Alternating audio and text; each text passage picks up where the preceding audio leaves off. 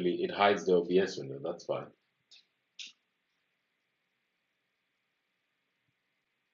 Yeah, okay. We're live, and we're live. Let me just give a moment for people to show up. And then after people are here, we can kind of,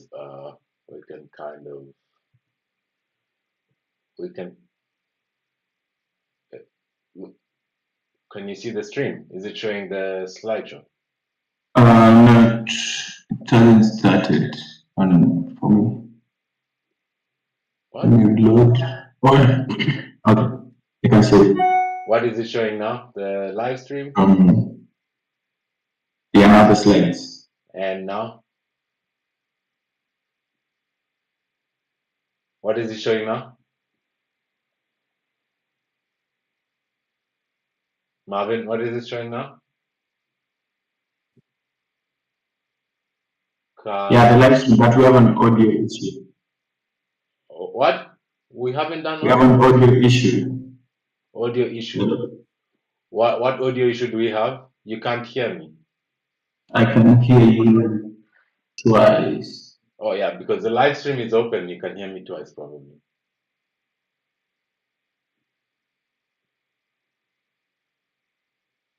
Mute the live stream on your end. Okay, I can. Yeah, let me mute the live stream. And then leave Discord. You mute the live stream, leave Discord, and then so you can hear me that way. Okay.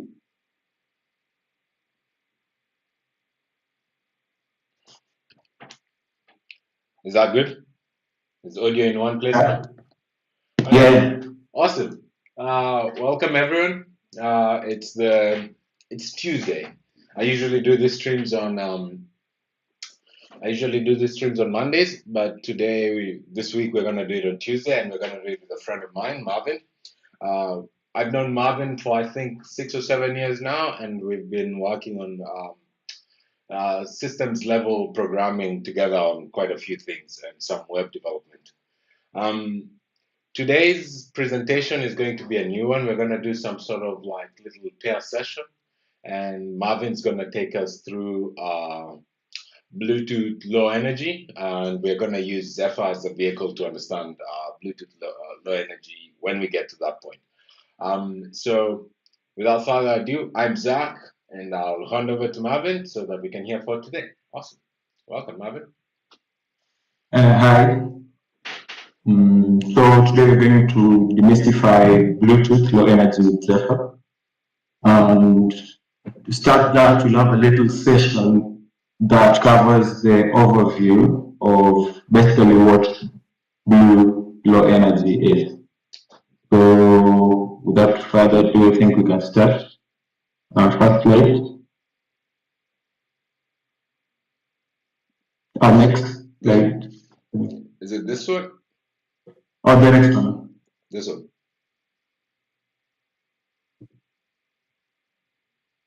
Still on the first. Okay, that one.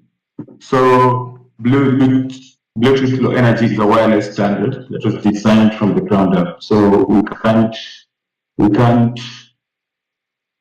basically Bluetooth low energy is not Bluetooth. So it's ideal and designed for low power consumptions, and is ideal for applications that need to exchange really small amounts of data periodically. So ultra low power and then small bursts of data transmission. But the connection and the beauty about it is that also the connections are fast. It's very low cost, and then it works on the pre 2.4 gigahertz band, but now it has a bit of fewer channels than Bluetooth, so that also helps in the low energy consumption end. It's ideal for sensors, smart sensors that need to periodically transmit some data. Popular one, and the example we're going to look at with Zephyr is heart rate monitoring. So you can go to the next slide and look at the protocol stack. Okay, when you say Bluetooth low energy is not really Bluetooth, does that mean they completely like abandoned the Bluetooth spec and redesigned some new connection from beginning, or did they use at least some sort of did they use old Bluetooth or classic Bluetooth as an inspiration, or was some of the code base carried over? What would you say? The standard is built from ground up, and it's sort of something new. Okay. But a lot of things borrow, of course. Okay. And Yeah. would you know kind of like I don't mean to put you on the spot, but would you know which kind of what made them go like usually if you have like say if you have like HTTP 1, you can always like build up to HTTP 2 or whatever HTTPS or SSL. So how come they decided to abandon the classic Bluetooth and kind of build up to this new BLE thing? I think it's for the power need, because one of the biggest selling points for Bluetooth low energy is the power consumption. Like a typical Bluetooth low BLE device can last over a year on a coin battery. Okay, that's cool. Okay, I'll let you go on with the stuff. Yeah, so the Bluetooth stack, this is basically the Bluetooth stack. I wish we'd have shown the, what's it called? The difference between the BLE stack and the. Oh, I see. So there's Yeah. are there two so the two OSI models for Bluetooth and BLE are different, is what you're saying. Yeah, let me get a link to protocol stack difference.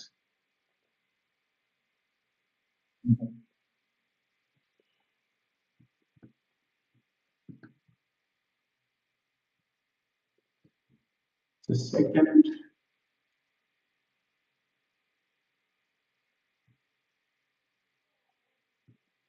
It's okay. We can't even showcase that right now. We'll have to like just we'll have that in the addendums after. So you can run us through this stuff and then we'll get to add in Okay. difference later. So the stack consists of GAP, which is basically, okay, let's start from the host and controller. Yeah. And lost my notes.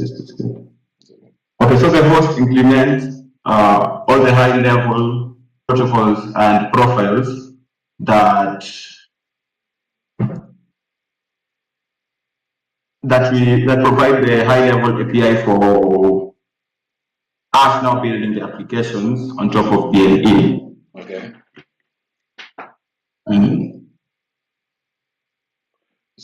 So in that we have GAP. Okay. And GAP is basically next slide. Next slide. Okay. I think I'll go through them one by one. Yeah, that's fine. Yeah. So the GAP slide is up. Maybe it doesn't reflect it in the end. Yeah. Slide hasn't updated. Yeah. Yeah, so GAP basically gets in when a connection has already been made, and now this helps us. It controls the connection and advertising process. So basically, the advertising process is where the device advertises its name and all the services that it provides. So, for example, we'd have our heart rate monitor advertising its name, and then now also advertising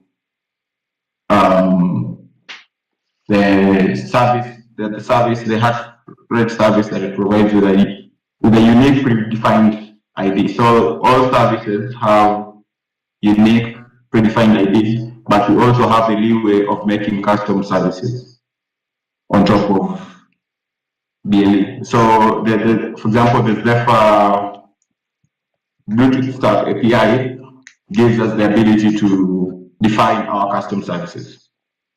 So making the device visible to the world, yes, that's us now advertising the name of our device and its connection status. So it can be a connection-based device, it could be a connection-less device.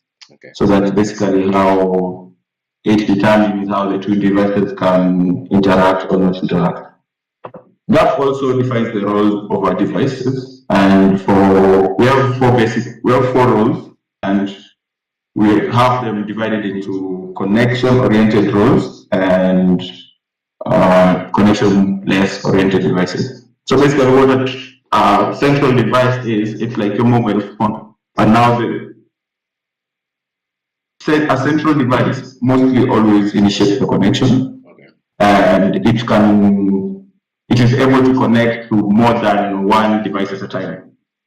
Unlike the peripheral device, which is mostly all our Zephyr-based applications, or only handle one connection at a time. So, for example, that heart rate monitor sensor we've been talking about, being able to handle a connection to one mobile device at a time, for example, that is sharing the sensor data with your device.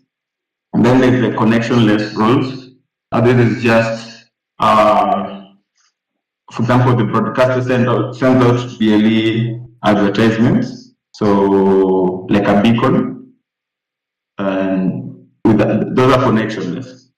And then the observer is the one that will be now scanning that beacon data that the broadcaster sends out. There's sort of there's sort of a linkage between all these connection profiles, because sometimes you find out when you enable in the Zephyr config. Now, if you enable each role comes with its Zephyr build time configuration that enables it or disables it. But you find, for example, now for broadcaster role, you'd find for central, sorry, you'd find that some parts of maybe the broadcaster or observer is implicitly enabled. I see. Oh, okay. Yeah. So some roles imply partials of other roles, and yes, that makes sense. Yes. Some sort of Venn diagram of roles overlapping on each other. Okay. Yeah. I'm gonna move to the next slide, but before I move to the next slide, and as it updates, I want to ask you some questions so that by the time we get to the gut thing, we're able to have the correct slides. So, okay.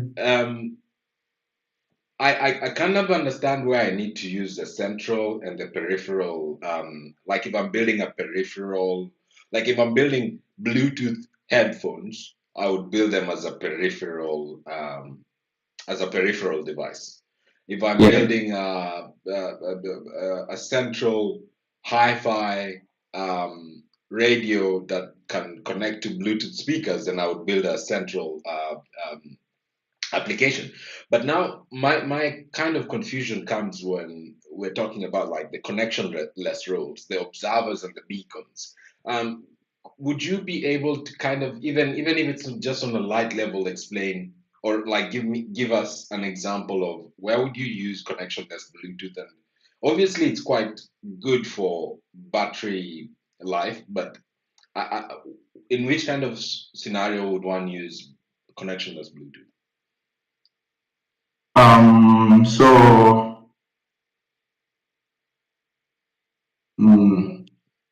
Let's see, for example, in advertising locations on this, one usage I've seen where people use smart beacons in close range, for example, in a mall to advertise locations of certain shops, for example. Oh, wow. Okay.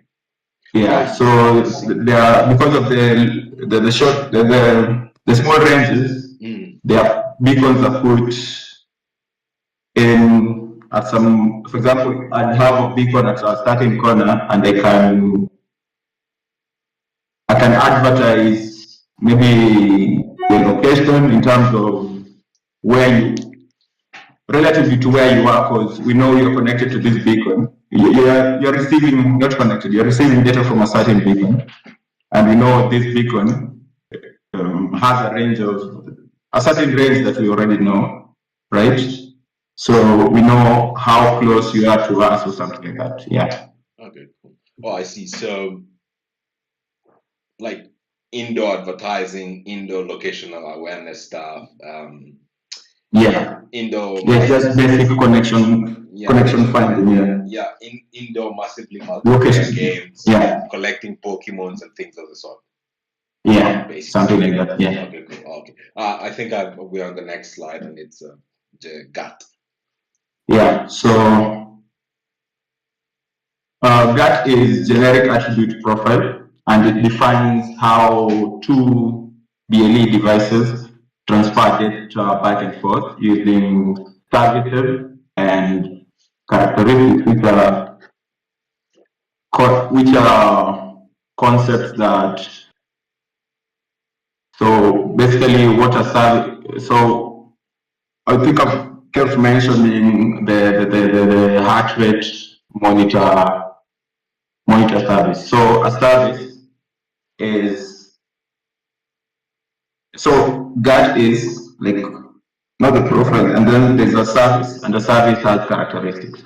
So those characteristics will be, for example, when you looked at the BLE device on the scanner mobile app, you'd see the value of the heart rate monitor. For example, maybe 10 beats. That's a characteristic. Okay. In the GAT profile and service. So profiles. A profile doesn't actually exist inside the BLE peripheral itself. It's simply like a predefined collection of services. Yeah, predefined. Yeah, definitely. Yeah, that's it. Okay. So that's what a profile is. And then services, I used to break up data into entities that we call characteristics. So a service can have more than one characteristic, and each service is identified by a unique numerical UID that could be 16-bit or 128 bits. And 16 bits are for the officially predefined BLE services. And then if you want to build a custom service, we're going to be mostly using the 128-bit UID. Oh, okay. Yeah. So a question about this service descriptors. Is it like, are these service descriptors something like HTTP codes? Like there's lots and you just use them in your application to mean different things, or is it some sort of like, okay, is there a central database of defined services and their service descriptors? Yes. Okay. I think the Bluetooth specification under the GAT profiles defines a set of predefined UIDs for certain services. So any Bluetooth stack implementation will identify those services as defined by the specification. Okay, and then is there tools to kind of define custom services?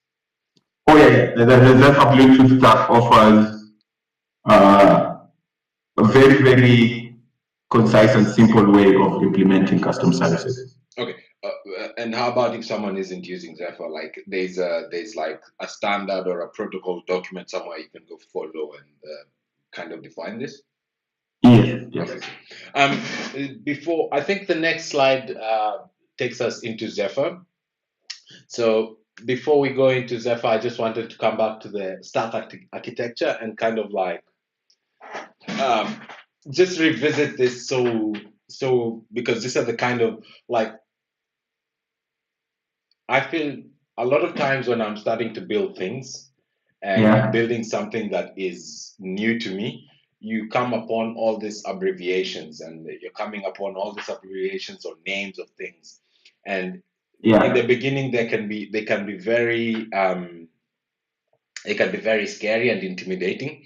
So I'm gonna try and take our viewers through the stack architecture. However, I'm going to use the traditional seven-layer OSI model to kind of explain. And the way I'll explain it is I'll start with layer one being the what is the bottom of our screen right now, which is the physical layer, and then layer seven will be the gap profiles. So Yeah. just and obviously you can clarify after I do it if I get anything wrong or whatever. Help me where I get lost and stuff. But so Okay. my notes tell me like layer one, the physical layer. This is now the wireless layer where like at this layer, this is usually in wired protocols like I squared CSPI and all of those. This is you talk about wires and bits going over wires, but now in Bluetooth we don't have wires and it's going to be through radio waves, and this is whatever is going out in the encoding of the Manchester encoding. I don't know if Bluetooth uses Manchester encoding, but whatever bits and bobs are put in the radio wave as is encoded as goes out. So that's the layer one of that's the physical layer Yeah. of Bluetooth. And then I think layer two, which is the link layer, is concerned with making and maintaining connections. So I would understand this as like this is the thing that I use to establish a socket and to know if a socket is in good health to use it or not, and kind of be able to use it in my application as whenever you want to send some data through to somewhere, you check, is my socket open, can I send data through it, and then when you're listening for responses and such, you're listening to the socket. That's how I understand the layer two. And then we have layer three, which is the HCI layer, and I believe Yeah. this is I know the abbreviation for this, but I've just forgotten it. But this is kind of like is going to be the network layer. And I think in Bluetooth, the network and the HCI layer, I mean, the network and the transport layer are kind of they have that crossing Venn diagram. Like there's no clear demarcation where the network and the HCI layer. I'm not. This is what I learned as I was going through Bluetooth. So the network layer is traditionally managed by the link layer, and the link layer in Bluetooth is going to be the L2 cap, and basically it does a logical control of the protocol of the heart rate, whatever protocol you're using to transmit data on whatever. So this is what will control it. And I believe so after you're in L2 cap, we are like in layer five, which is Yeah. At the equity. yeah, Yeah. at the entity level. This is now like GATT services. So what you described, like Yeah. the generic attribute, the general attribute profile, which Yeah. defines what this thing is, what it can do, how it can communicate, and such and so on. And then I think layer layer so GATT is reasonably mixed in with the attribute protocol. If I'm Yeah. yeah. At the attribute protocol is just how the server exposes the protocol defining how the server exposes the data to the client and how that data is itself structured. Okay, cool. So Yeah. so So again, that uses ATT. okay. I see. Yeah. So in the end, we are seeing something like as well in Bluetooth. Then it seems like layer five and layer six are almost fused again because it kind of Yeah. starts in GATT, and GATT's functionality ends up being in GAP and all of that stuff. And Yeah. then layer 7 is now like the API exposed to. So this is where layer 7 is basically where we will get the most interaction with Zephyr, because this is the API exposed to our application to use Bluetooth. So when we're looking at the Yeah. GAP profile, when you're looking at the GAP ATT server profile, you're looking at the proximity profile, battery profile. I think the next one would have been something like heart rate monitor, which is all those profiles. Yeah. And you're looking at all the functionality and all the structs and all the functions that are provided by Zephyr for us to build. So, like, if you want an application that is now sending out heart rates Yeah. from a smart wearable, now the APIs you will use is now layer 7 in, I think, in Bluetooth. And I just kind of wanted to go through it that way. Uh, the reason being, I wanted to explain how we get to Zephyr, because you can't do. I mean, also this the my videos, my live streams tend to be very generic, very simple. Like, I think what we aim for is to do streams where you can still attack the technology without the tool we used. So I wanted to explain Yeah. that, so that if at all someone is using this live stream to attack BLE, but they're using BLE in plain C or in ESP or whatever, and they're not tied to Zephyr, they need to, as long as they understand these things, you can always translate it to your other whatever system your other system is. So I think I'll take us to the slide where Zephyr comes in, and I think maybe it'll take a few moments before it updates. Do you have anything to add to the way I've broken down the OSI model as the slide pops up? Oh, no, that's actually good. That properly explains the whole stuff from bottom Yeah. to top in a nice and understandable way. Yeah. Yeah. I have some notes on that. I'll add them to once we do the notes for this live stream. I'll add them and we can always put them up. Yeah. I think I've now pushed it to the Zephyr slide, so I think you can take us back to how Zephyr comes in and when we use Zephyr. So yeah, how Zephyr comes in is Zephyr has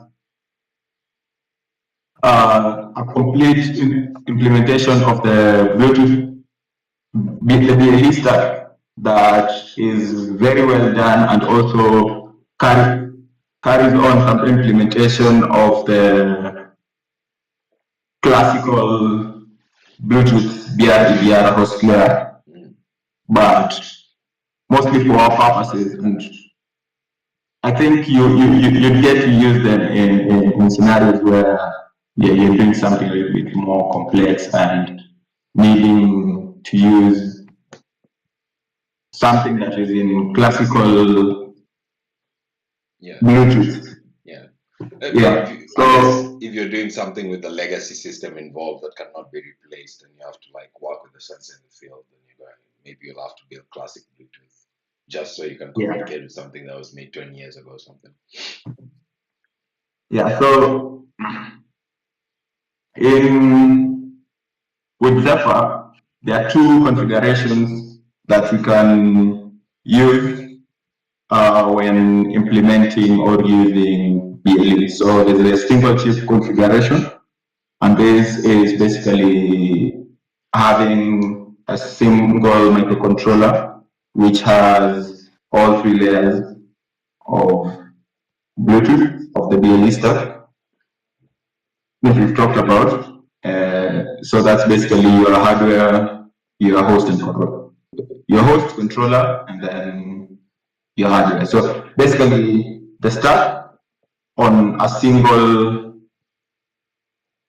SoC chip. Yeah. So basically, if you have a microcontroller that has a Bluetooth peripheral and then it has a Bluetooth transceiver on it, then you have that is a single chip configuration, and then there's going to be and then you're going to also have a microcontroller with probably a Bluetooth host, and then you're probably going to add transceiver on it, or you might have a MCU without Bluetooth, without a host in it, and then you could do it through UART or something of the sort. So Yeah. what are those ones called? So that's a dual chip configuration. Dual chip configuration. Where you have separate ICs, one running the application, and the application and host, and the other one the controller and the radio hardware. So, for example, Bluetooth module connected to maybe some STM32 board without Bluetooth. Okay. Yeah. So that's where now the HCI comes in, providing that interloop between the host and controller implementation. Yeah. Okay. So with the controller, the controller only build types, you can have the HCI through UART, through USB, or through SPI, and Zephyr provide that for us. Okay. Yeah. There's also a host-only build where the Zephyr host will have the application and the BLE host, and with connected with a TI driver, so that could be the UART or SPI, interfacing to the external controller chip. I see. Yeah. Yeah, I think that's it. We could. Oh, is that the explanation back? Okay, cool. So we could look into an example code base. Let's look into the example code base. Okay, perfect, amazing. Is the code base sharing? Yeah. Can you see the screen?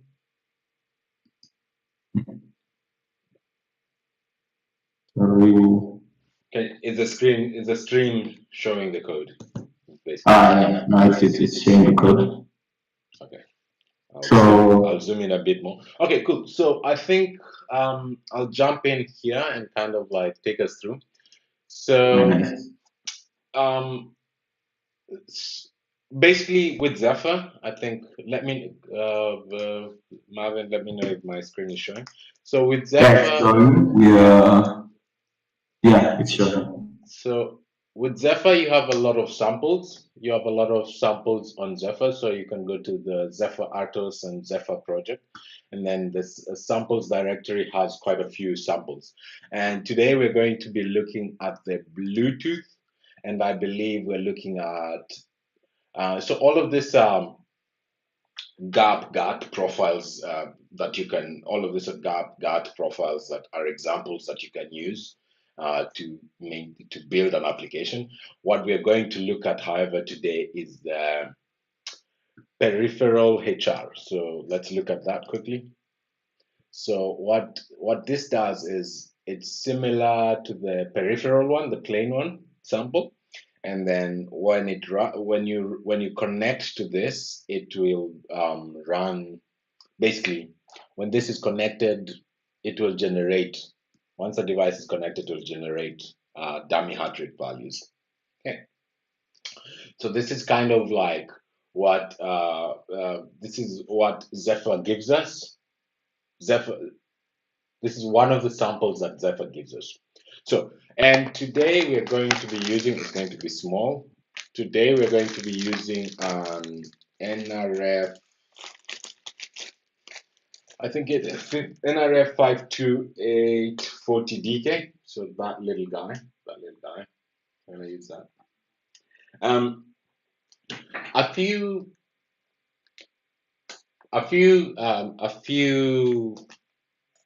heads up. In order to run applications on the NRF52840, you need to use a different the NRF utils bootloader so that you can push applications. West will not do it automatically for you. Reason being, if you notice, this little guy is quite small and does not have this little dev board. Yeah, this little dev board is quite small compared to our usual evaluation boards. And our usual evaluation boards have a microcontroller that is the debugger, and they have a microcontroller that is the target. But however, this being a USB stick sized dev board, evaluation board, we only have the how do you call it? We only have the target microcontroller on board. And whenever we're sending applications to it, we'll need to use the onboard bootloader. And that means using NRF utils. So you'll have to do some juggling of NRF util to use Zephyr on the NRF52840 DK. Okay, cool. So I like to start explaining Zephyr projects from the project conf. And this is, Marvin will understand this. If you're coming from embedded Linux to firmware, this is going to be your kconfig, uh, basically where you put all your definitions in progress. And later, when we start doing adding devices and adding sensors to these things, we'll show you how to use device overlays. But for now, we're just going to do the kconfig and activate some features in our kernel, in our operating system that we're going to be using, and then we'll move on to that.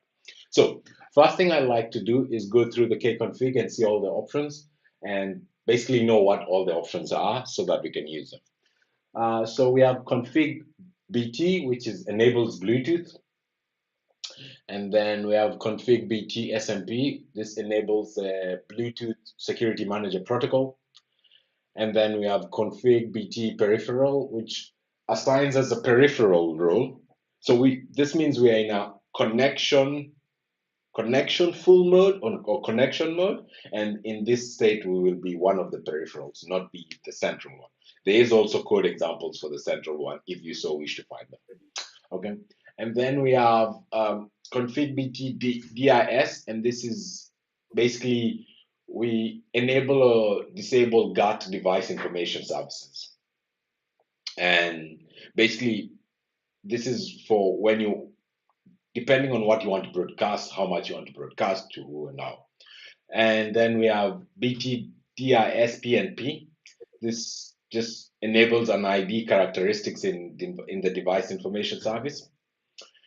And then we have config BT BAS. This enables, Zephyr allows us to use this to enable the BLE battery service, battery service, battery attribute service. That's why the S is at the end. So, and then we have config BT device, config BT HRS, which enables us via Zephyr to enable the heart rate service. Okay, and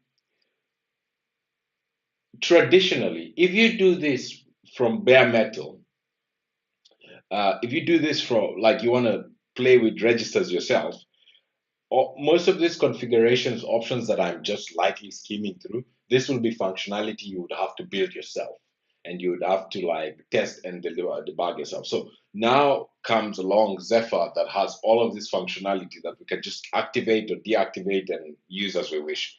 Basically, do less plumbing and organizing and do more application development. Like Bluetooth is sorted, build your application on Bluetooth rather than build Bluetooth, then build your application on Bluetooth. So this is the advantage of using things like embedded Linux and Zephyr and hardware abstraction layers and such. And anyways, when you get to the bigger protocols like Bluetooth, Ethernet, USB, you're going to want to rely on libraries that have already been built. Like USB, it would really not make sense to spend like 6 weeks building a USB stack because there's really well maintained open source USB stacks that you can use as you wish. So that's what config BT device name. This is the device name that will show up with when the device advertises its information. Config BT device appearance 833. So this is a device descriptor, and at the moment it's in decimal. But I believe when it's used in the application, it would be a hex value, and it would be something like 0x314341, something of the sort. I don't remember exactly what it is, but that's what it's going to be. So that is what in general, what our kconfig does here is it enables Bluetooth for us, enables a peripheral mode of Bluetooth for us, enables the battery attribute service, and enables a heart rate service, gives us a Bluetooth device name, and gives us a device descriptor. So with that, I'm going to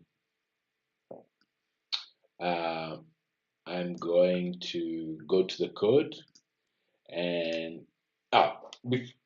Marvin, do you have anything to add on that kconfig before we go to the code? No, you did it pretty well. Okay, cool.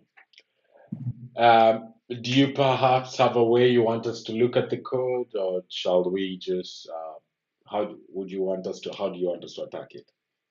I think we could go top to bottom, like just basically, like we explained now we start from this advertising, scanning, advertising, not scanning, because this example is not scanning we're doing, so advertising. Yeah. And then connection. Yeah. And then Yeah. releases. Okay, cool. So I'll just run through this code and then I'll so I think in the beginning when we begin main, we just make sure Bluetooth is not enabled. This is all not enabled. That's fine. And then we have a BT connect BT con auth callback register. So let's read the documentation there. I don't know if you can see the pop-up online, but it says register authentication callbacks. Register callbacks to handle authentication pairing. Basically, when we call btcon auth cb register, we're registering a callback to be called whenever. So this is a peripheral device that we are building up. We are registering a callback that will be invoked when when a central application connects to this peripheral application. I don't believe a peripheral can connect to a peripheral. Maybe they can just see each other, but I don't think they can. So whenever a central device connects to this peripheral application, this callback will be registered. Okay. And then in addition to that, we are adding another callback that will register events that are related to the heart rate service. So we have a BT heart rate service callback register. And then we basically, if we want to use, there's an option for using legacy Bluetooth, but that's not enabled, so we won't even look at it. And I think quite a bit of that is commented out, so we don't have it. And then so we will basically what will happen is our code will blink an LED and then it will sleep for every second, and whenever it wakes up it will notify it. So once you connect as a central device, when you connect to this device and you connect one of the service descriptors, so let's say the battery level or the heart rate, so the battery level is something like I will show it on my computer. So I want to show Bluetooth. So battery level is going to be this kind of information. I don't know if you can see, Marvin. I don't know if you have anything to add on that. But battery level, as you can see on my screen, I can see my shared, my connected devices. You can see my mouse, you can see my keyboard, and when I'm on my mouse or my keyboard, it shows me how much battery the mouse is, or how much battery the keyboard has, or how much battery my headphones are.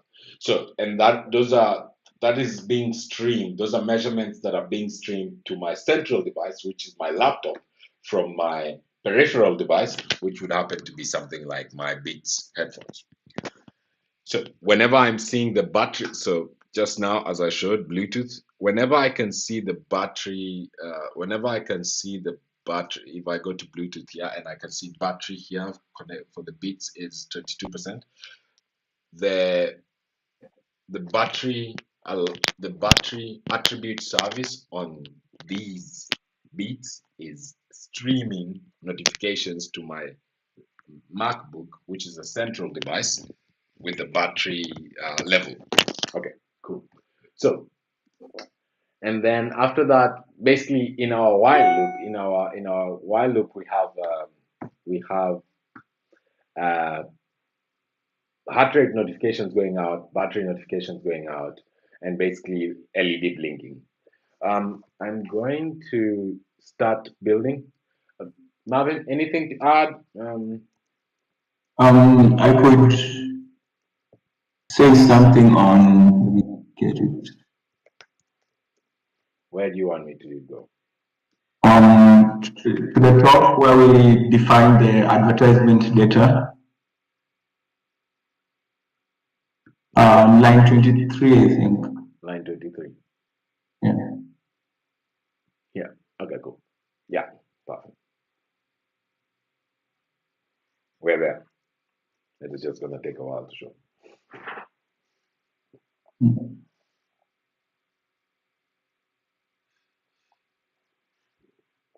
So what I can see here is we're adding some. Yeah, we're configuring our advertisement data. So, for example, the first line, BT data basically builds a struct of BT data, which is basically, it will have the type of the data and a pointer to that data. So the BT database is a macro that builds the advertisement struct. Yeah. Okay, so what information is in the advertisement struct? Sorry? What information is in the advertisement struct?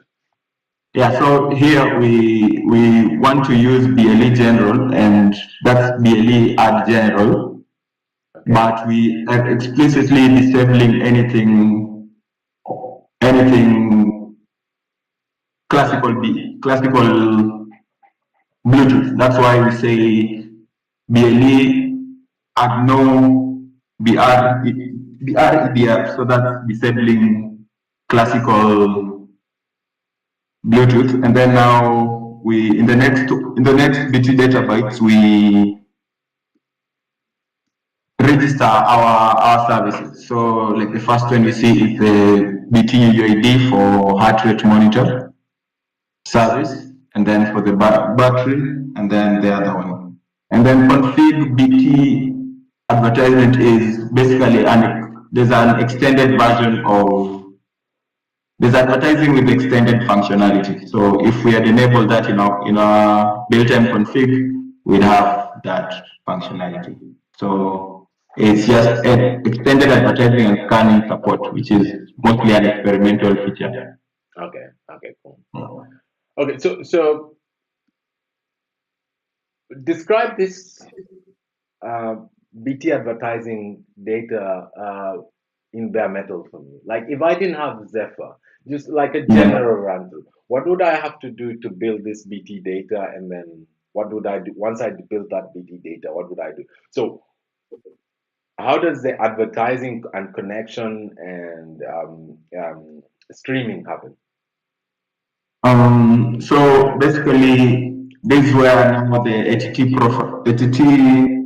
protocol will come in and get involved. It's we have for central devices we have scanning, and then for peripherals we have advertising. So it's basically that information will be converted into a packet form by the ATT protocol that advertises packets like name, so the name of our Bluetooth, the services, and now connectable information. Like, for example, are we able to what's it called? Are we able to connect for connectionless oriented, and for connection oriented, and then are we able to just scan for advertised packets for connectionless? So I'm not keen on the specifics of how ATT does it, but if you're doing it in a bare metal perspective, you'd have to have implemented ATT inside within GATT, but now I don't think that's something one should do. No, it doesn't make sense to do that, especially when they like, unless you're doing some novel thing with Bluetooth or like that no one else is doing. I believe you should use, as much as possible, you should use existing tools. And you might be doing some safety critical. I don't know if anyone is doing safety critical stuff in Bluetooth so that you have to like redo it from scratch, but I'm sure like a VXWorks and such would have code for it that works really well, and maybe even FreeRTOS Plus. So that shouldn't be a problem. Yeah. Even Zephyr has a good implementation of SMP for security. So and it's very easily extendable and customizable, I think, in the design of it all. I think that stack implementation can suffice for most, if not all cases. Okay. Yeah. Okay. So anything you want to add before we run this code? No, nothing. Okay, cool. So we are going to run this code quickly. I think I'm on West, so West build. I'll try and zoom in a bit more so that that's a bit maybe much. West build. I think this could be here, and I'll build it for the dongle. And let's see. We have K configure.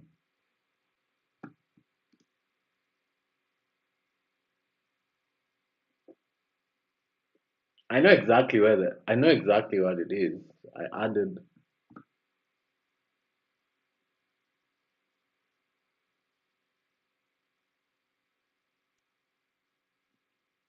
Oh,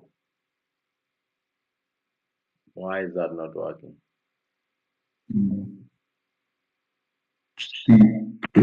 Hopefully see the error message. Screen to explicit.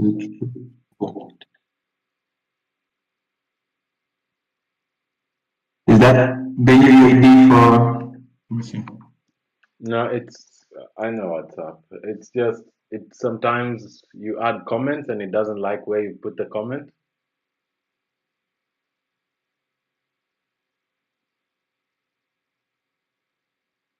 Yep, told you. It didn't like where I put that comment.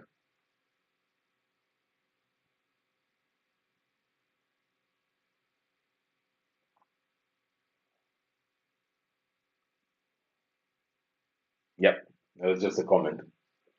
So here now here's an example of what I was saying about developing with the NRF52840, this little guy. So when we are programming the NRF5, we'll need to use the NRF util. You can't just go. Usually here after doing West build, we would just go like West flash. That won't work if you have this little USB dongle. It will work if you have the bigger DK board, development kit board, but this USB board has, because there's only one microcontroller here, there's not another microcontroller dedicated to being a debugger, it won't work. So in that situation, we have to use the onboard NRF bootloader, and the way we use it is by using NRF util. So we'll use NRF util, make a package. We'll make a package of this. I'm going to go EEE, and then I'll call this peripheral heart rate. Yeah. So I'll package it as peripheral heart rate as a zip. Okay, cool. And because now we're going out of West, we're using NRF util to package our application so that it can be used by the NRF bootloader. We'll still have to use NRF to, fancy warning from NRF there, but it works. That was successful. And then I'll clear. So I want to clear so that we have more of the screen. And then I'll go and I'll say, I think, let's run it. I'll say NRF. I think I called it peripheral Yeah, heart rate. Peripheral heart rate. But I want to make sure this is the plugged in. Excuse me. I'm going to want to make sure this is what is plugged in. So top USB modem. Yeah, 101. Cool. So that's going to flash. It can't take a while because we're going to the NRF utility. I have observed that it can take a while. So also this will fail, of course. Why will this fail? The reason this will fail is my device is not in Marvin, remind me why it needs to be. It's not in bootloader mode. So because it's not in bootloader mode, it won't. So you have to use the reset button. Yeah, you have to use the reset to bootloader button on the NRF. Yeah, as you can see here, it failed. So now we can do it. Now we can do it again. And then let's make sure it's the correct device name. CU USB modem. Yeah, new. So now it shouldn't fail because the NRF is in bootloader mode.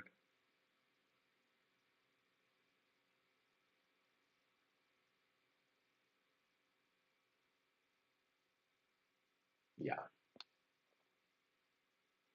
And I'm sorry that I did the command at the bottom. I forgot to clear, but for all intents and purposes, this should be clear.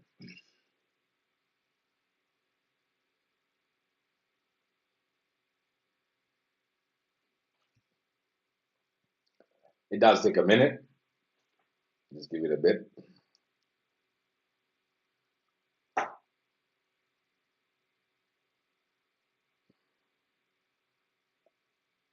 Yeah, there you go. I believe you can see our progress bar. Boom, and that is in. So I'll just connect to the serial monitor for this thing so we can get some data out of it.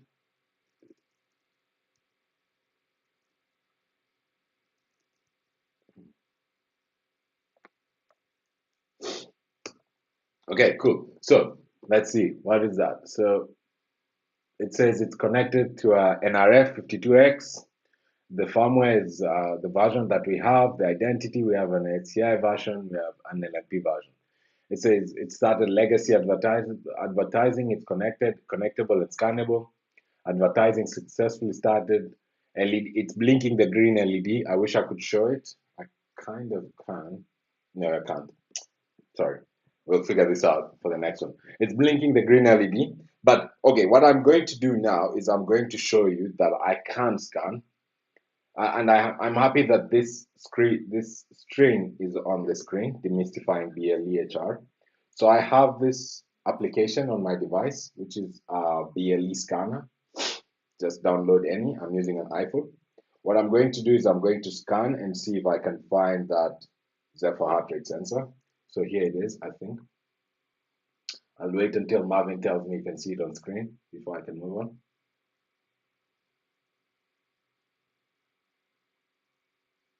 It's not so clear.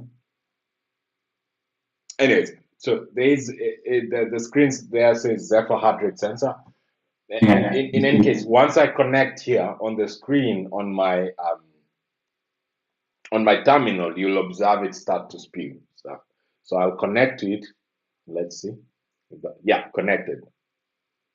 So now you can see it's enabled, battery attribute service notifications enabled, heart rate service notifications enabled, heart rate service notification status changed to enable. Okay, cool.